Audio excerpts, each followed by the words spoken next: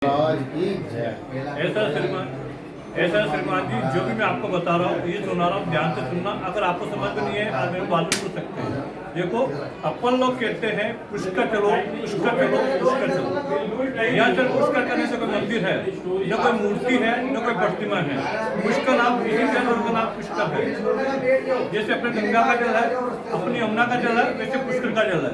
अपनी हिंदू में सबसे बड़ी तीन देवता मानते हैं। अपन मानते हैं ब्रह्मा, विष्णु, महेश। तो भगवान विष्णु शिव सागर में शयन करे थे, तो भगवान विष्णु की नाभि में से कमल का पुष्प निकला। उसी पुष्प में जगत ब्रह्मा का उत्पत्ति हुआ। तो जगत ब्रह्मा ने कहा कि शिव का धाम है काशी और विष्णु का धाम है गया। तो जगत ब्रह्मा का मृत्यु लोक के अंदर कोई स्थान नहीं था। जगत ब्रह्मा ने कहा मेरा भी मृत्यु लोक में स्थान होना चाहिए ताकि लोग मेरे को पूजा करे, दर्शन करे।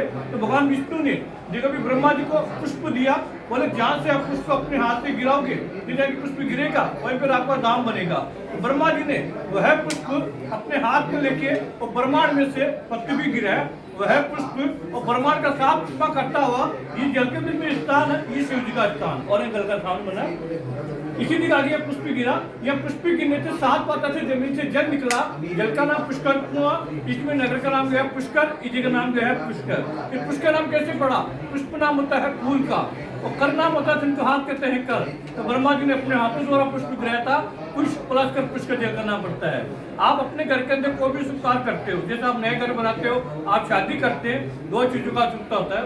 पहला चीज होता है शुभ मुहूर्त, कोई भी कार्य करते शुभ निकालते हैं। दूसरा होता है धर्म पत्नी का, बिना पत्नी का ये होता नहीं है, नहीं तो शुभ माना जाता है। ये देखो, ये है जगत ब्रह्मा जी। ब्रह्मा जी 5 मुख थे। एक मुख भगवान शिव जी ने काट दिया था, जो केदारनाथ के अंदर बन कपाली के अंदर। ये ब्रह्मा का 4 मुख का मंदिर है। इनका पहला पत्नी सावित्री माता है।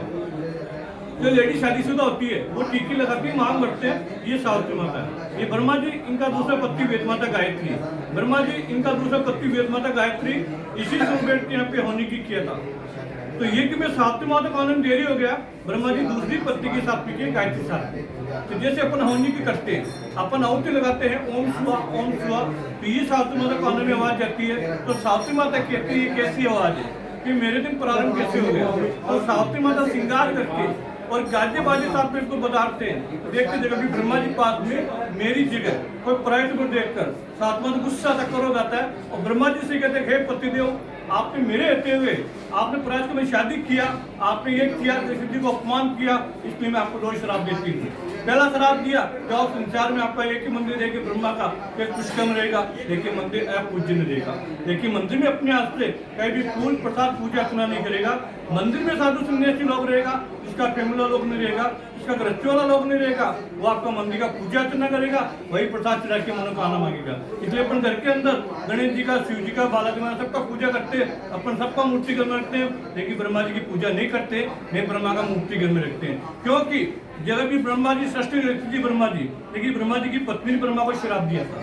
दूसरा श्राप दिया, जो फैमिली वाला लोग होगा, गृहस्थी वाला लोग होगा, वो इसी जैसे आत्मी करके प्रसाद चढ़ा के मनोकामना मांग के मंदिर दर्शन करेगा। ये सरोवर है, ये सरोवर 4 में बने, ये 52 घाट है।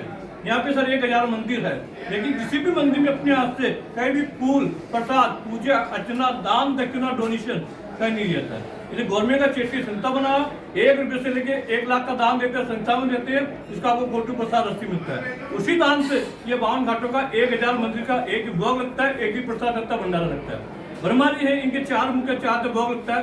पहला मीठा भोग लगता है, दूसरा चावल का लगता है, तीसरा खीर भोग लगता है, चौथा छप्पन भोग लगता है। यहाँ पे यात्री 2 काम के लिए आते हैं।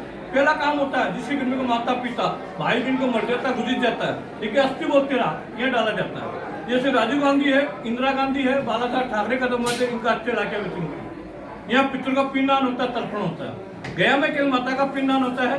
प्रयाग के अंदर पिता का पिंडदान होता है। पुष्कर में यहाँ 7 कुंड का पिंडदान होता है।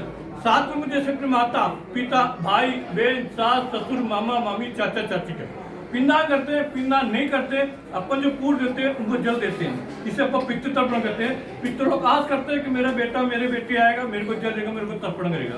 अपन कहीं भी किस स्थान जाते हैं पितरों को जल देते हैं।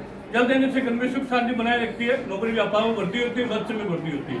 दूसरा कार्य होता है जो राजी कुर्सी घूमने फिरने के लिए आता है, हस्बैंड वाइफ जोड़े से आता है, जोड़ से अकेला आता है, अकेला चेटी का संस्था का दुकान बनाया, 10 रुपये का थाली आता है।